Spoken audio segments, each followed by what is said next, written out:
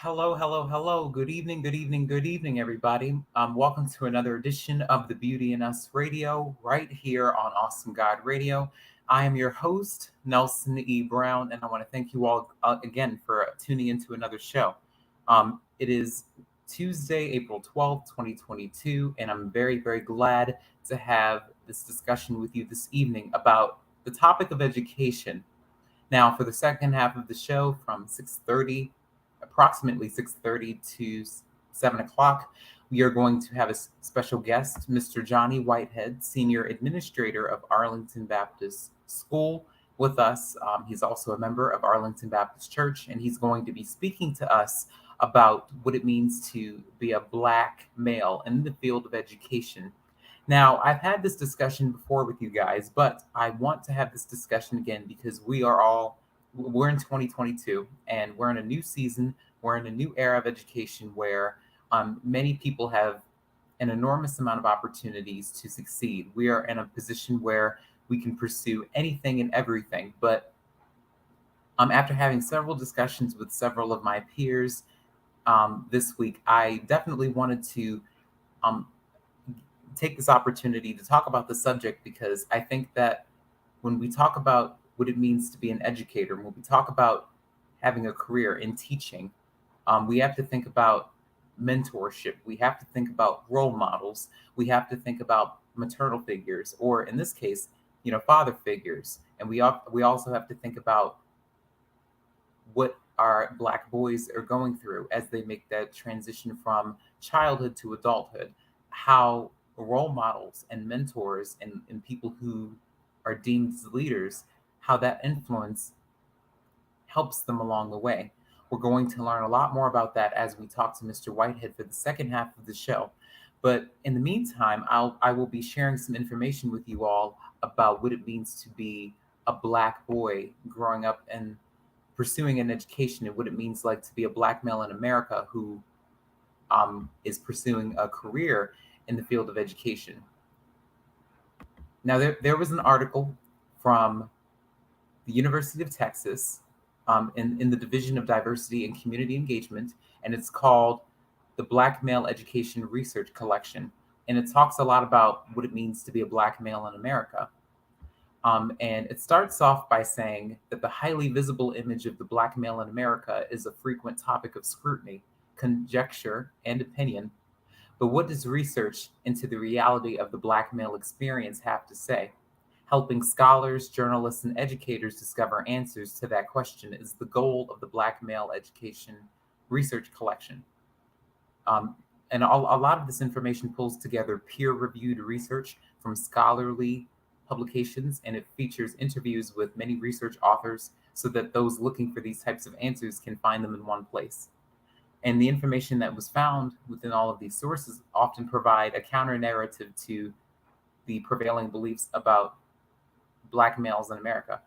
Now, the Black Male Education Research Collection, which is what the University of Texas's Division of Diversity and Community Engagement help us understand, is that they collated research from the nation's top scholars on issues related to Black males and the achievement gap, sports, gender identity, social justice, the school to prison pipeline, and the criminal justice system. And it is hoped that engagement with evidence-based inquiries and facts about Black males can help inform the myriad discussions regarding these men, men like us, and steer conversations toward the truth about our experiences and our needs.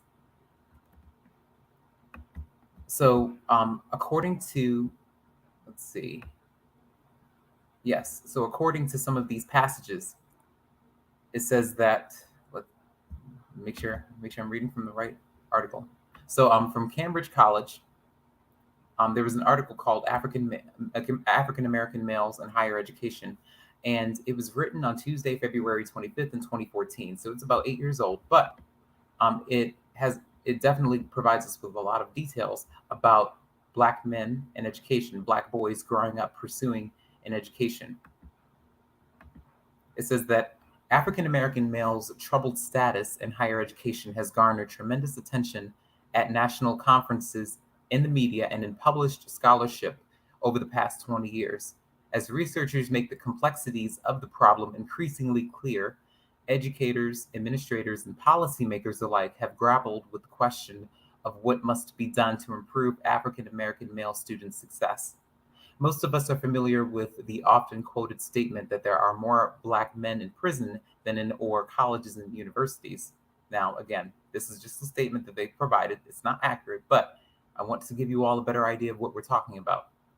For nearly a decade, the statement has been popular with those attempting to dramatize the plight of African American males. Although today it is factually inaccurate, there are far too many African American males in prison and not enough in college. Understanding the college experience that motivates students to achieve academic and personal goals is important, especially for African American males whose college retention and completion rates are lower than those of other ethnic groups, and also lower than those of their female counterparts. Now, recently, the issue of the dearth of African American males in colleges was resurrected when a group of students at UCLA, which is the University of California, Los Angeles, produced a video that lambasted the university for its minuscule African American student population. It was entitled UCLA Has More Championships Than Black Male Freshmen, and it sent everyone scurrying to their research offices to document their African American male enrollment. These students, who are African American, sent a strong message about the lack of diversity at their school. This is a problem not only for UCLA, but for most of this nation's elite institutions. According to the school's enrollment statistics, African Americans make up 3.8% of the student population. In the video, it was pointed out that African American males make up 3.3% of the male student population, and that 65% of those African American males are undergraduate athletes. Of the incoming men in the freshman class, only 1.9% of them were African American. A similar statistic can be found at many other colleges and universities in the United States. And as the racial demography of the US changes, researchers have been more intentional about exploring the experiences, challenges, and success factors for groups of color underrepresented in the educational pipeline.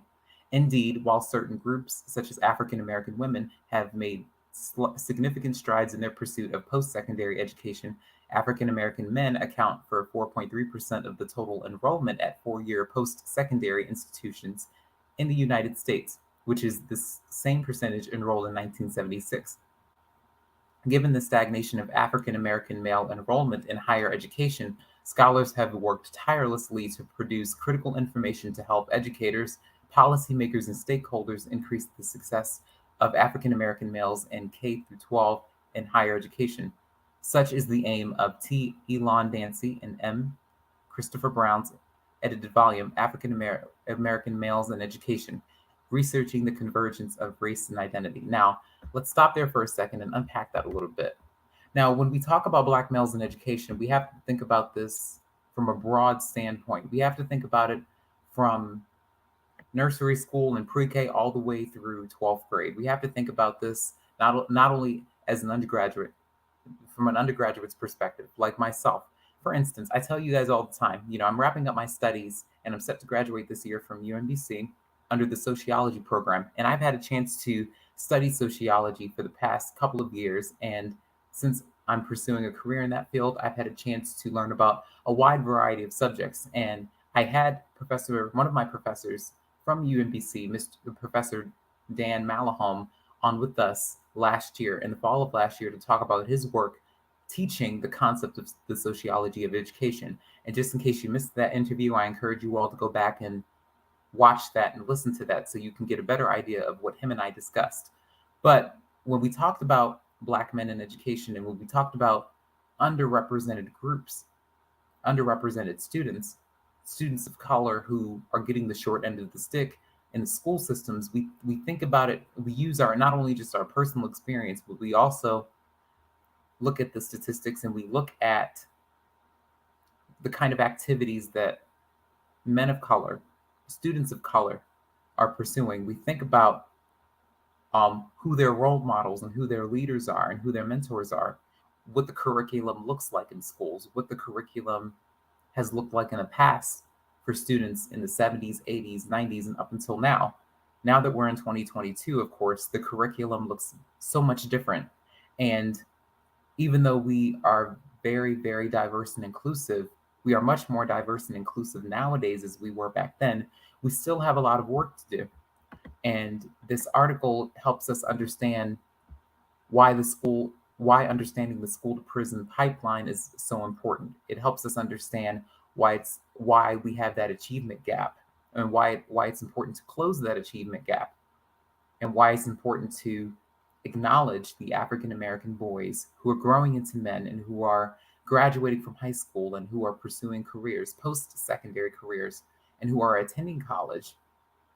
And this article was written 8 years ago, but it's still prevalent. A lot of that is still prevalent today because the numbers and figures are shifting at any moment. But we have to think about African American males in our school systems. Okay, how are they achieving their goals? How are they setting personal goals? What are they doing in order to prepare themselves for the future? How can parents of African American males help their students succeed, help their sons succeed? We have to think about that because oftentimes when we think about when we talk about education and when we talk about African American males or African American boys who are growing into men in today's world, we have to think about what they're being exposed to in school and what they're learning in school. But I think that it starts again from home. It starts with mom and dad, or mom or dad, depending on what the family structure looks like. And again, we have to think about the fact that education and the family work hand in hand. And I think that what this passage tells us about, it talks about UCLA and it singles UCLA as a university in this passage and in this article, and the lack of diversity. It speaks about that. But we have to think about how many schools, how many students, African American male students, feel that way in their schools. So the question that we all need to ask ourselves is how can we make our schools much more diverse and inclusive than they have been in the past? How can we, as parents, of course I'm not a parent yet, but as parents that are out there listening, how can we become more involved in our child's education? Oftentimes, a lot of people rely on the schools and the teachers in order to educate their students, but we always have to remember that the root of everything starts from home. So the lessons that are being taught and the lessons that are being learned by the students who are attending school start from home. So what are some of the things that parents are doing, and what are some of the things that the parents should do in order to ensure that their students who identify as African American male students are succeeding? It's not just about, encouraging them to participate in sports or in other extracurricular activities in order to make up for the fact that, okay, they're able to pursue this and they're able to follow their passion and they're able to make a career out of sports or out of entertainment. We have to think about the fact that, okay, academics is important. And we have to encourage our parents and the people in our community to be there for our African American male students, our students of color who are marginalized in so many ways. And the passage goes on to say that the enrollment crisis is just one of a seemingly litany of higher education issues for the African American male student.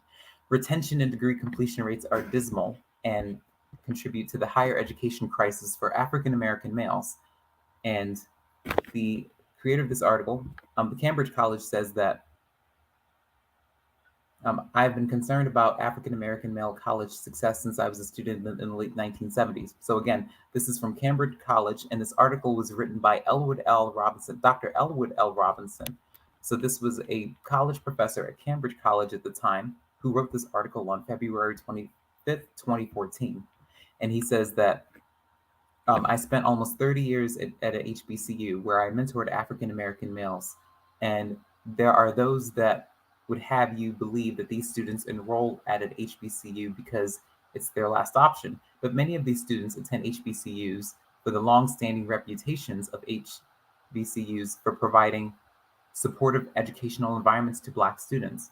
And knowledge of these institutions was passed on to them by parents and family members.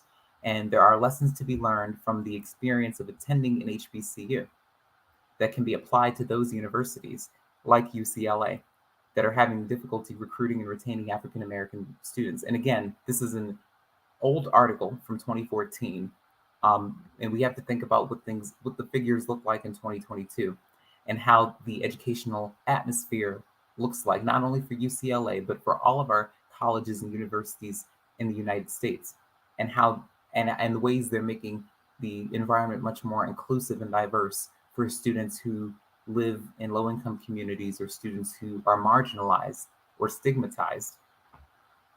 It is time to change the narrative as it relates to African American males in higher education today. A sustained and collaborative effort aimed at empowering the African American male is needed. And the African American community faces many problems, and with many African American men not enrolling in traditional colleges, this limits the potential of these men to transform lives. The consequence of low African American male enrollment in college is decreased economic, political, social, and cultural capacity to improve the lives of all the world's citizens. And these statements uttered by the African American males in the UCLA video are consistent with the findings that were found by Dr. Sean R. Harper, a researcher, and who's the center's director of Cambridge College, you know, with the gentleman who wrote this article. And she says that she found her findings when he found that when he interviewed African American students who attended historically white colleges and universities, the participants who attended HBCUs or HWCUs, excuse me, informed interviewers that they were regularly subjected to racism, and that their white peers picked them last for group projects, and their professors showed surprise when they scored well, and questions were regularly hurled about what sports they played. Assumptions circulated that they were underachieving affirmative action entries, and they knew where to purchase marijuana, and they grew up in urban, fatherless homes. And to defend and invigorate their being in the face of debilitating racism, and many became accustomed at simultaneously embarrassing and educating their peers, though questioning their misconceptions, and they found solace and strength in Black student organizations and spaces. So again, many of the researchers and many of the professors at Cambridge College drafted this article from their findings. After conducting so much research, they were able to conclude that there were many African American males at the university who felt uncomfortable in their educational atmosphere. And I just want to know how that makes many African American boys feel in our communities, because this is our community, and it's very diverse, and it's very inclusive. We have people from all types of religious backgrounds, ethnic backgrounds, different faiths, who come together and who we see every day when we walk down the streets, or when we go to the grocery stores, and when we pick up and drop our kids off to school, when we meet teachers, when we meet people who are working in our school system and who are acting as those leaders and mentors and role models and father figures and even maternal figures. We have to think about how important it is to make the educational atmosphere comfortable for our students. We have to think about how important it is for all of us to, again, show our students and show the children in the school system that we care about their education. We have to show them how much we care by participating and being active in their education. That could consist of us helping them with their homework. That could consist of us attending parent-teachers conferences, PTSA meetings, if people still do that now, and just being consistent, demonstrating consistency throughout the course of their educational career, their academic career. I think it's important for all of us in the community to do that, because this is a group effort. Oftentimes when our students aren't performing well, or oftentimes when students are falling by the wayside and they're falling behind in their studies, oftentimes people, they have a tendency to cast blame on the school systems, on teachers, or on a specific party. But we all have to remember that education begins at home, And it's not just one person's responsibility or two people's responsibility. It's all of our responsibilities because our children are our future. And I think that that's what people often forget. It's not just about, from a parent's point of view, speaking to parents, it's not about just sending your child to school and um, giving all of the responsibilities to the educators who are employed by the school or by the school system to teach them everything. It's also your responsibility to make sure that you are playing an active role in their lives. And then from a teacher standpoint, it's important for each and every teacher to develop a rapport, a healthy relationship with the parent so that their sons and so that their daughters can get a quality education and so that they can gain skills and so that they can carry something with them when they leave school. Oftentimes, we think about a lot of the students who fall behind and who are not prepared to move to the next level. And oftentimes, people just get into the mindset of just passing students along instead of actually sitting down with them and making sure that they understand the concept of the curriculum that they're teaching. Because a lot of people think that just passing students along is just an easy route to take when there are no other options. But there is always another option. And just because the route that we take is easy doesn't mean it's the most effective. Passing students along just because it's easier is not the most effective route to take, especially when a child's future is in your hands as an educator. But as educators, as parents, as members of the community, we have to come together and develop our priorities. And that also includes us not only attending parent teachers conferences and speaking to school administrators, but it's also our responsibility to make sure that we have the resources that we need in order to be successful. And we have to stay engaged and stay informed and do our own research and our own due diligence. And we can't just rely on what people tell us. It's important for us to, again, use those resources and so that we can provide those resources to our students and to our sons and daughters who need them. Basic math skills, basic reading skills, reading comprehension, looking for context clues. This is old school stuff that I used to learn back in elementary, middle school. These are a lot of the things that the basic things that students need to understand. Filling out a job application, being able to read a job application, being able to read signs, being able to understand maps, um, being able to add and subtract, doing basic math skills, being able to count money, phonetics, something that they took out of schools a long time ago. Understanding the basics of reading and writing, and arithmetic.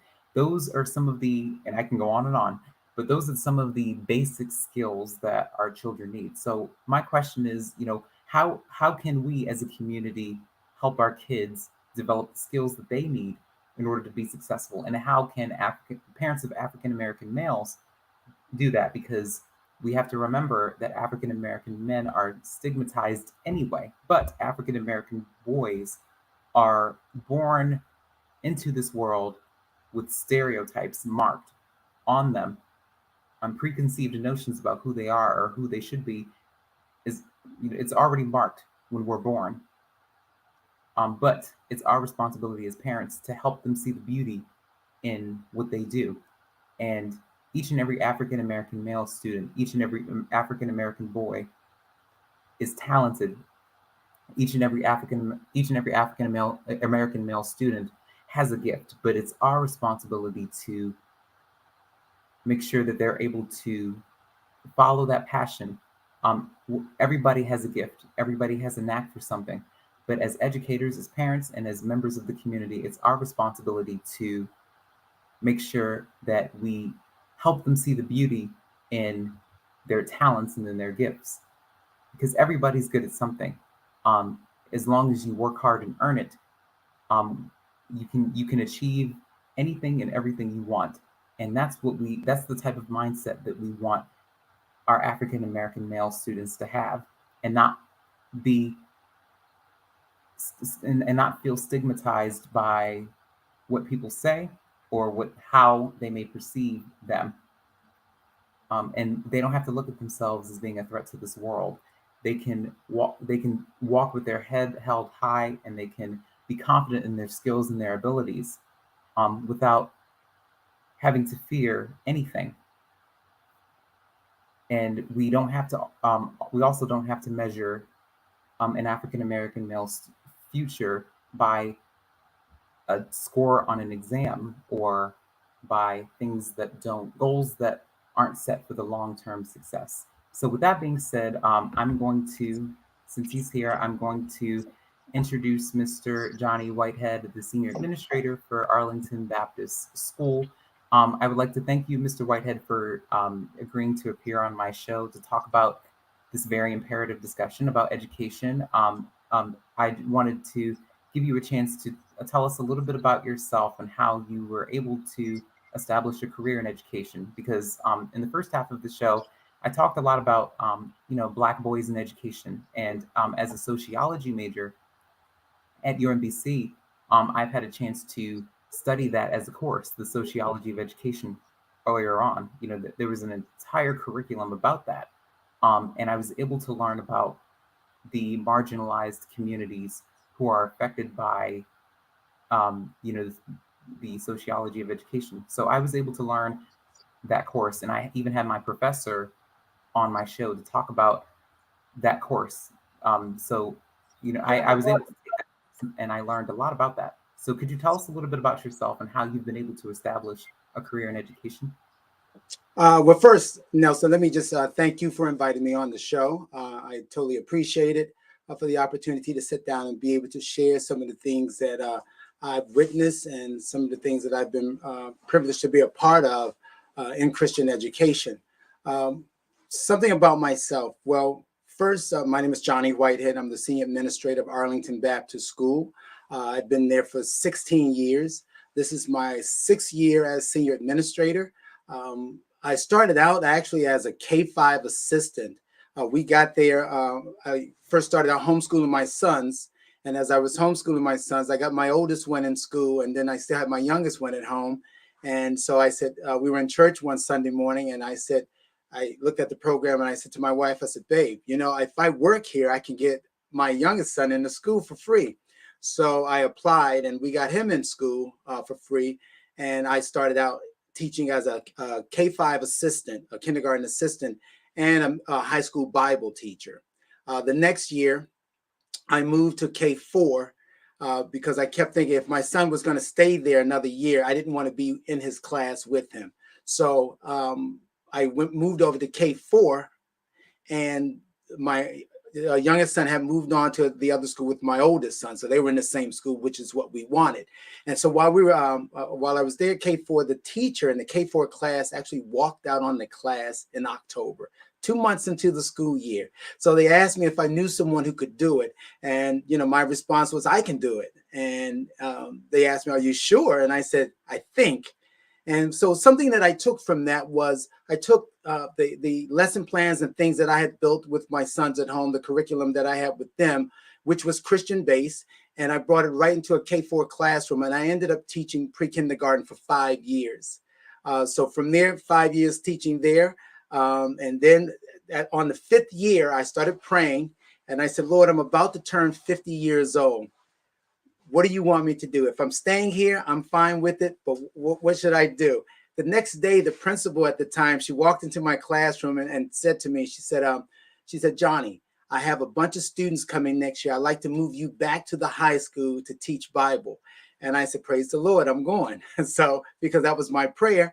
And so then I started teaching middle high school Bible. Then from there, after middle high school Bible, I started the drama class at Arlington Baptist School, and then I moved on to the administrative role. And that's what I've been doing for the last 16 years. I also teach at Baltimore School of the Bible. I teach Christian life and personal evangelism, and I also sit on the board of Baltimore School of the Bible. For 2 years, I served as the Dean of Education there. and I also sit on the board of the Christian Community Center downtown. Now, all of these things does involve young people and older people. So for me, it's a blessing to be able to be a part of what the Lord is doing here in Baltimore, and especially at Arlington Baptist School. Our school goes from K-3 all the way up to 12th grade. And it's a blessing. I enjoy my job. I look forward to it each and every day because I get the opportunity to make an impact on some young person's life.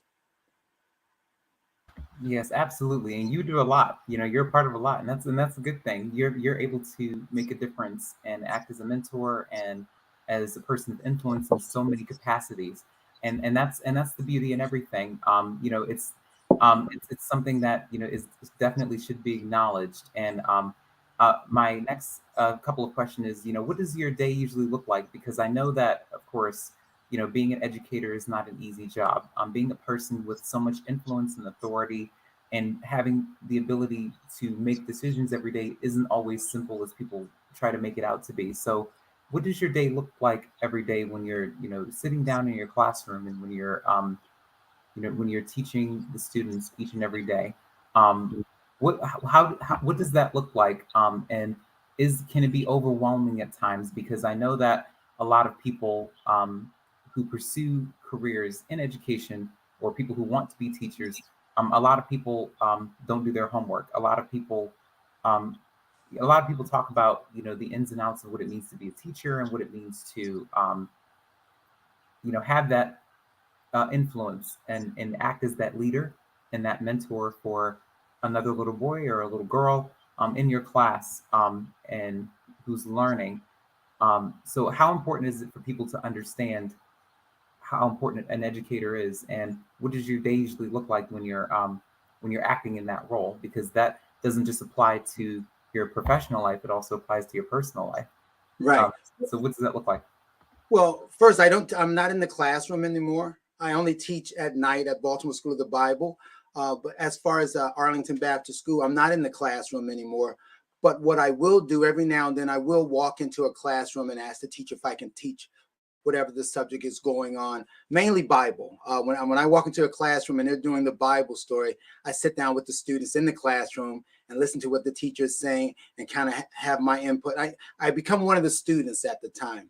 But as far as my day getting started, since we have two buildings, first thing in the morning we get there, we have devotions. Our teachers have devotions together before the students really start coming in. And so one day I'll probably stay over in the middle high school building and I'll see the students come in. I love to be there when they walk through the door so I can greet them saying, good morning, how are you? You look good today. Hey, do a good job today. If you need me, stop by, talk to me, make talk with them and let them know that I'm there for them. And then the next day I'll go over to the elementary building. And that's why I kind of go right to the door where the students are let out in the car at our welcome area. And I'll greet the parents, open the door, help the students get out, put their backpacks on, and tell them the same thing. Have a great day, do a great job, or make small talk with the parents, things like that. Always trying to interact with the students and their parents. One of the things I like to do at Arlington Baptist School is this: communicate with the parents. That's one of the major points that we need to take serious, because the more they know that you're relatable to them, the more comfortable they are with dropping their child off with you. One of the things I've always told parents, I said, when you drop your child off, they become my children. So I have to protect them as if they're my own. So we take that very serious at not Baltimore School, but at Arlington Baptist School. So my day, and then once the young ones get in, even if I start out in the high school, when I get over to the elementary, I have this little contest that I challenge myself to go from K-3 all the way up to the 6th grade, because that's what's in that building, to make sure I hit every classroom before they get their pledges. And I can walk right in, jump right into with their pledges in the morning, and then move to the next class. So they kind of look for, if I don't show up, the next day they'll say, you didn't come and stop by yesterday. And K-4, since I taught it for 5 years, that is my class. That is my class. I love them, because one of the things I learned in teaching my own sons at 2, 3, and 4 years old that's when you can have the most impact on a child. And that's when you can train them to do the things that they thought were impossible. One of the things I tell my teachers, my K4, K3, K4, and K5 teachers, when I hired them, I said to them, I said, I want someone who's going to teach it like I teach it. I said, I become very protective. I become very involved in what they're learning. And I want to make sure in the end that we're leaving no one behind. That means we have to roll our sleeves up and find that one child who's always under the table, who is always in the corner throwing stuff. That's the child you need to reach out to. That's the one you need to pull in. As you pull him in or her in, you always have to continue to elevate the others. So, those are the fun things for me. Like I said, I look forward to it each and every day because I know that it's an important situation. And then we can make an impact on that future generation.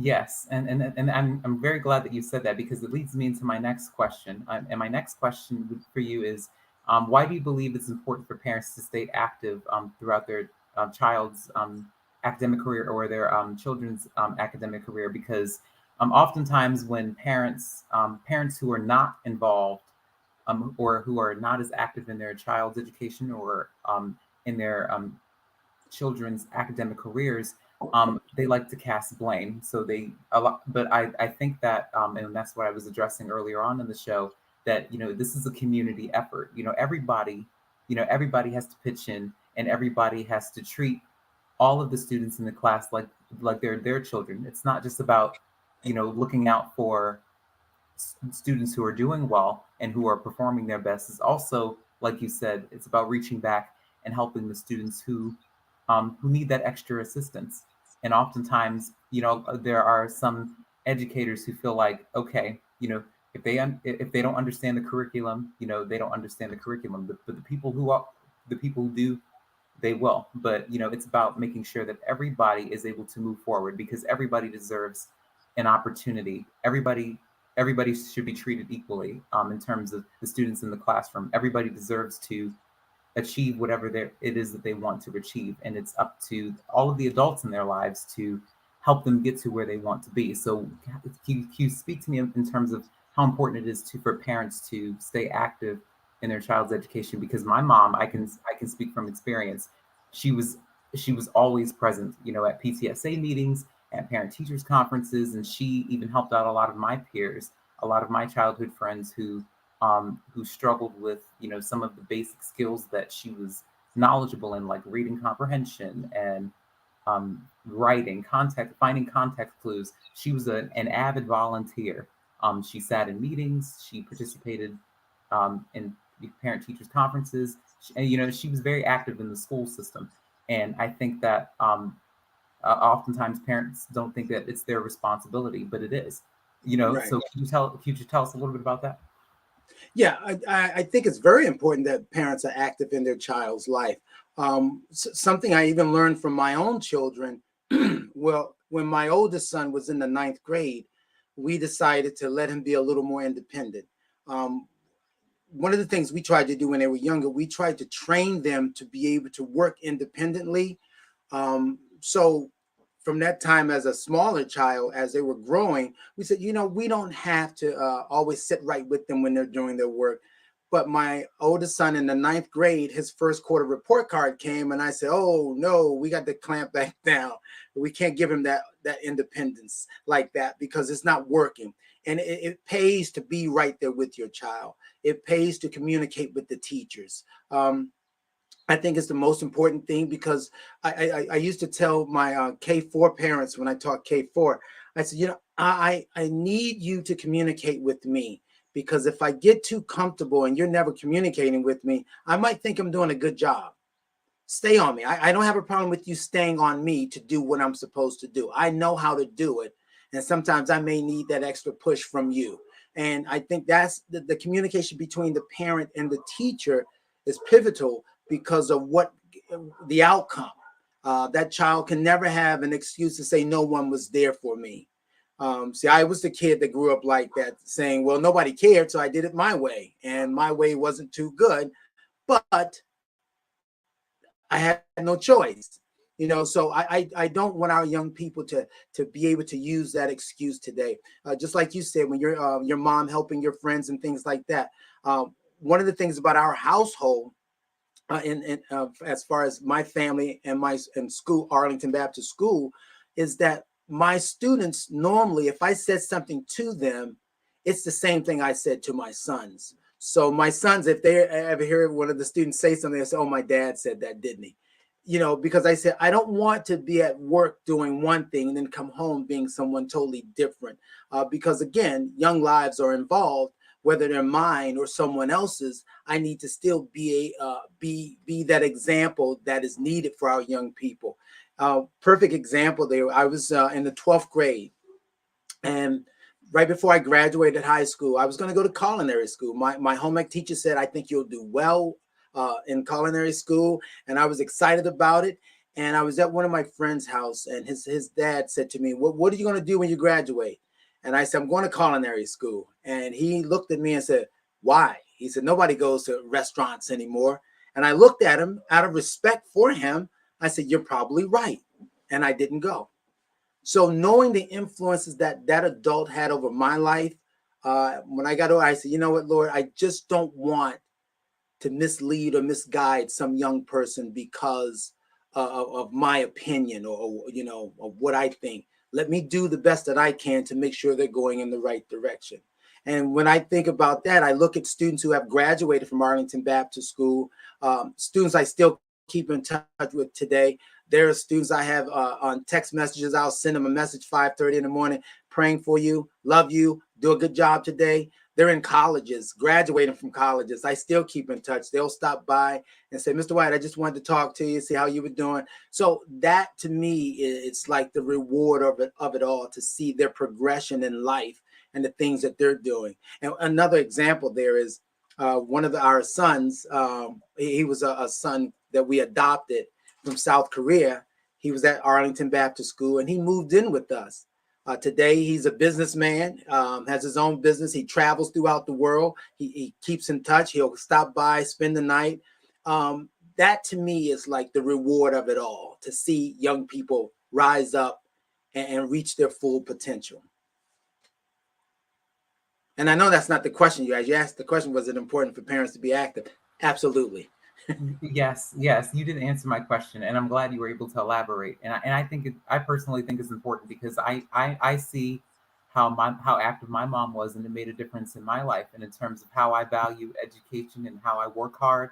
And she instilled that in me and all of my classmates. And the beauty in all of that is that she wasn't just worried about her son. This was about all of the everybody in the class. Yeah.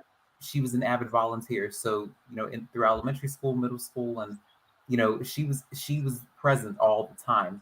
And she wanted to make sure everybody got it.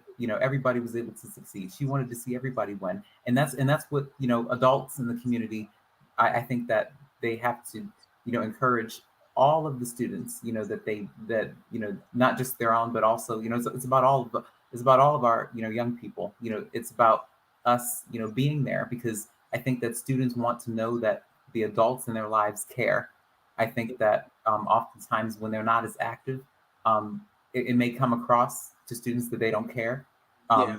And you never want that feeling to rub off on, a little girl or a little boy growing up in the school system. And you don't want them to think that, they're in this battle by themselves, or that, they have no one to speak to if they have a problem.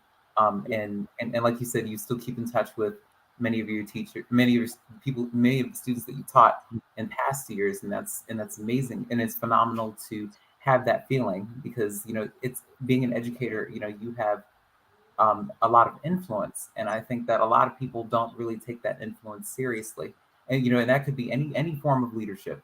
Yeah. So it's really really great that you've been able to do that.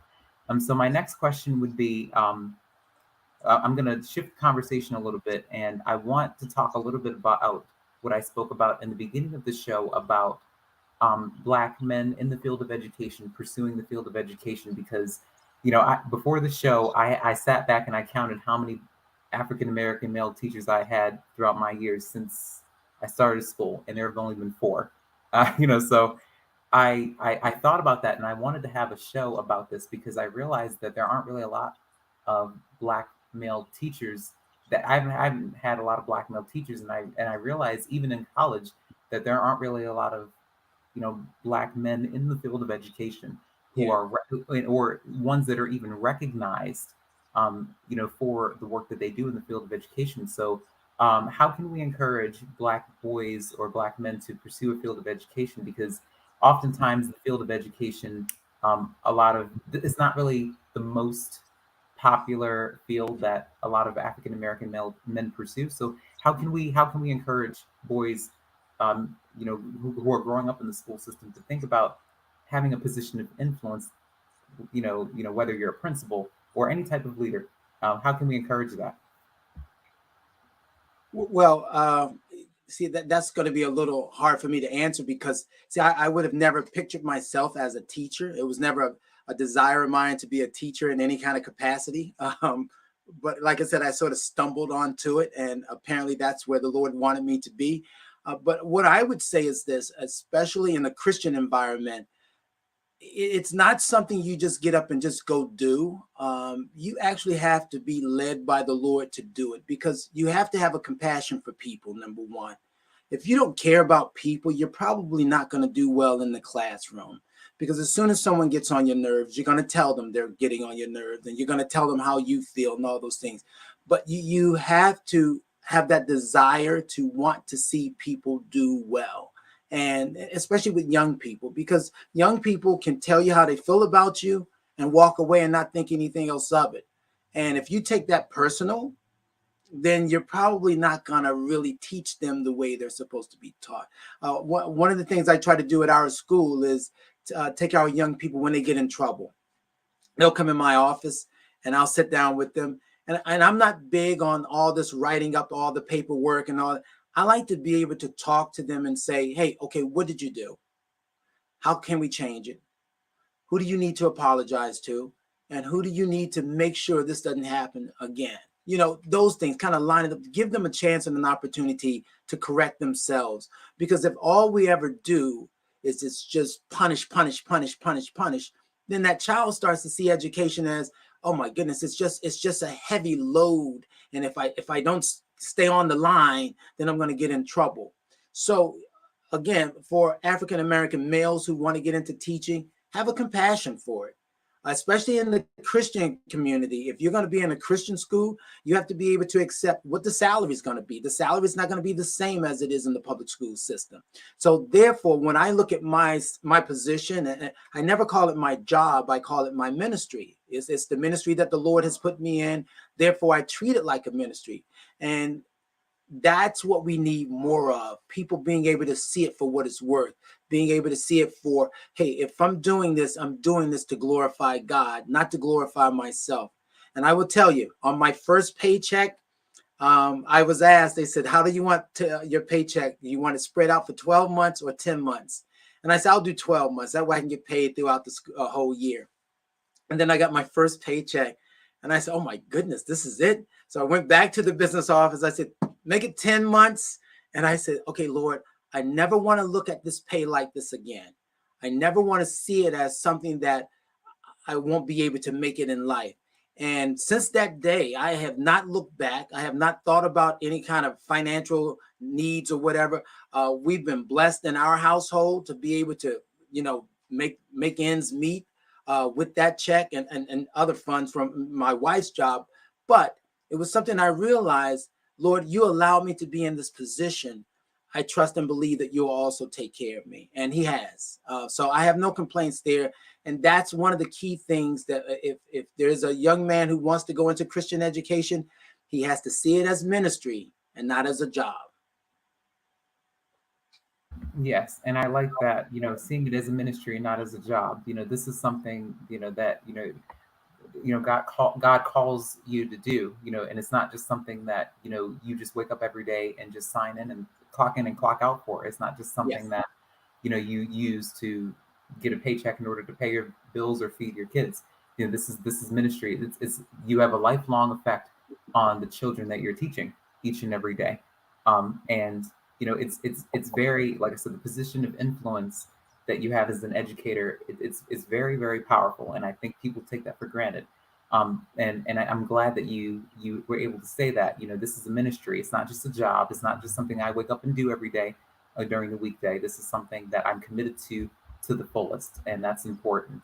And it's really, really great. So, what advice would you give to someone who is interested in becoming an educator in a similar capacity like yourself? I know you kind of answered that question, but could you go into detail in terms of, like, because being an educator, um, that could be in a wide variety of capacities. It's not just a teacher, it's not just a principal, but just someone who wants to act as that role model, or as that mentor, or someone who wants to be that position of influence, or who wants to inspire generations of children, um, and who wants to leave that mark, or to leave that legacy, or leaving that lasting impact on them. What advice would you give to people who want to pursue that? Because I know it's not for everybody. Investing in a career in education is not for everybody. You have to have a heart, and you have to have a special desire to do this. Well, I would first say make sure you get some training in it. Um, uh, whether it's a Christian college or Baltimore School of the Bible, downtown Baltimore, but get some training, get some ministry training if that's the area you want to go into Christian education. Uh, Check with your church to see what Sunday school class. A lot of times, Sunday school classes prepare you for teaching, just the way they're set up in their format. So you can do Sunday school classes and things like that.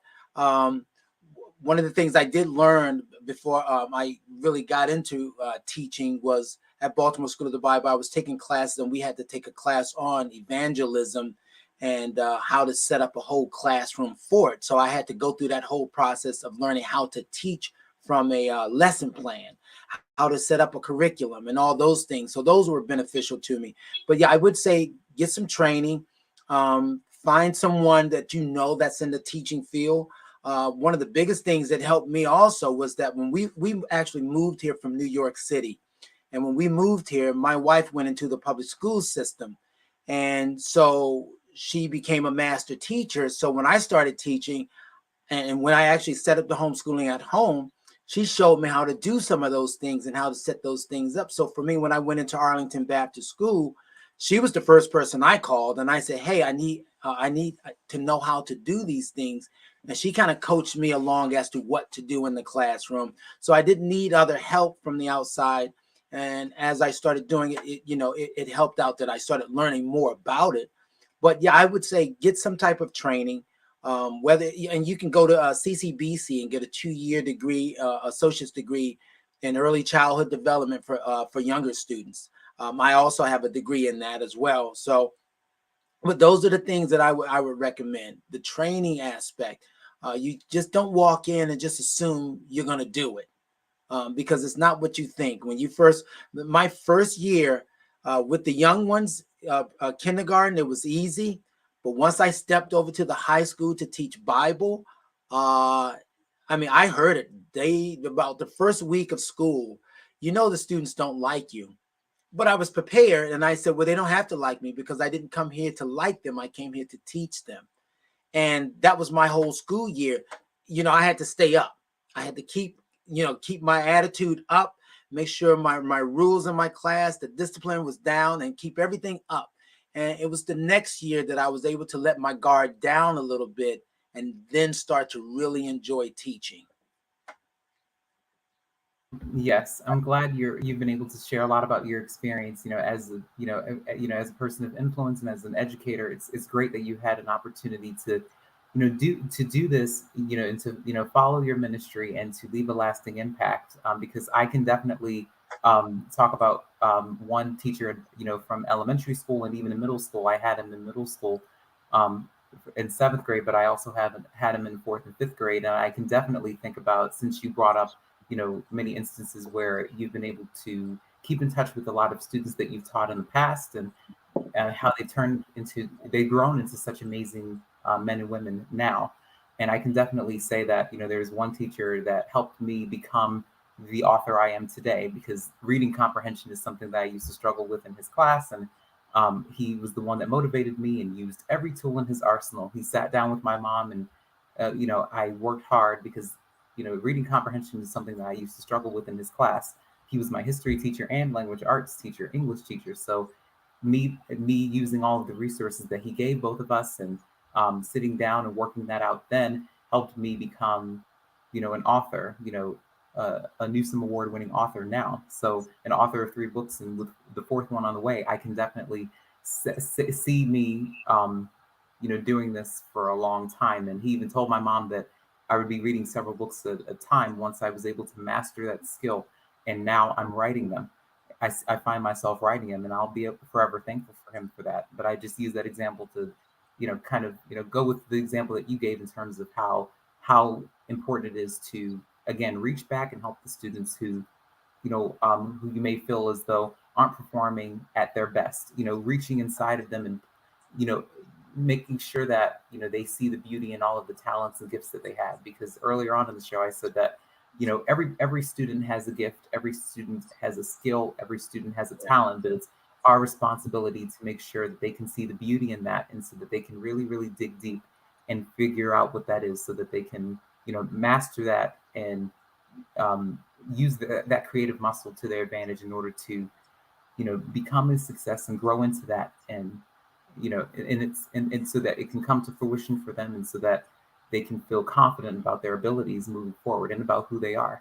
So thanks again for taking time out to appear on my broadcast for this show. It was a very important conversation to have. So my last 2 questions before we end the show is, what are your plans for the future in regards to the work that you're doing, and how can people get in touch with you in order to learn more about Arlington Baptist School and Church? All right. Well, this Sunday is Easter Sunday. You can always come out to our church service. Sunday school starts at 10 o'clock and church service starts at 11. So show up there. That's for church. For our school, April 19th, we have an open house, evening open house from 6 p.m. to 8 p.m. If you want any more information on our school, just go to arlingtonbaptistschool.org, and that's arlingtonbaptistschool.org. Or you can just call the school. Our number is 410-655-9300. I'm always there. My door is always open. So if you ever want to just stop by and say, I need to speak to Mr. Whitehead, they'll find me. And I'd love to take a few seconds to talk to anyone who wants to stop by and talk about the school.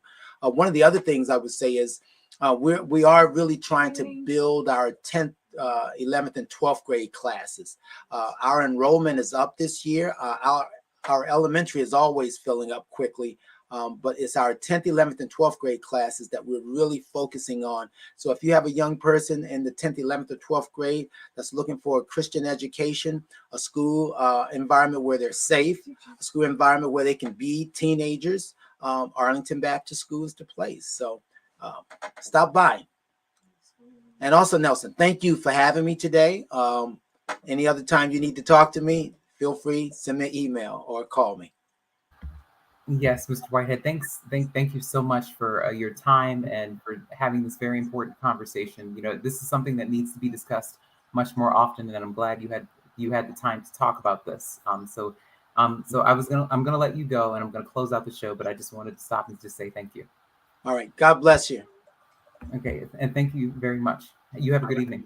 You too. Bye-bye. Bye-bye.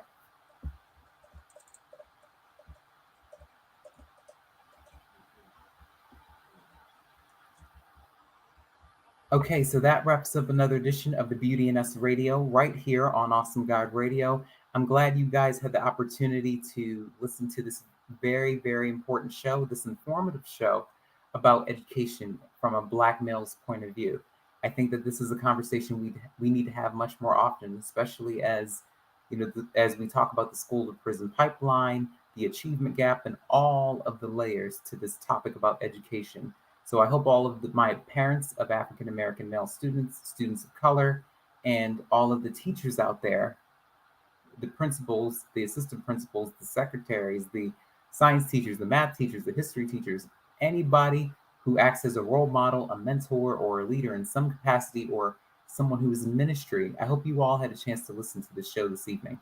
So make an appointment to meet me back here on the Beauty in Us Radio, right here on Awesome Guy Radio next week on April 19th, 2022, at 6 p.m. so we can have another discussion about another topic of interest, so we can talk about the subjects that matter from the perspective of young men that look like me. So again, I thank you all for tuning into another show. I appreciate each and every one of you for tuning in to each and every show that I have on this broadcast. This platform is all about youthfulness, is all about speaking about subjects from the young African American male standpoint. So I'm glad that Mr. Whitehead was able to educate you all about the work that he does as an educator, as a leader, as a person, as a man in ministry, as a dad, as a husband, in all capacities. So I hope you all continue to, stay informed and stay enlightened and uplifted by what you hear and what you learn about, because that's what this platform is all about. Make sure you follow us on all of our social media platforms. AwesomeGuyRadio.com is our website, and Instagram, I'm Nelson E. Brown, and also on LinkedIn, I'm Nelson Brown, and on Facebook, I'm Nelson Brown, and I'm also Nelson Brown and Nelson E. Brown on Twitch, and so is Awesome God Radio. Thanks again, and I look forward to next week's show. So I love you guys, and I'll see you next week.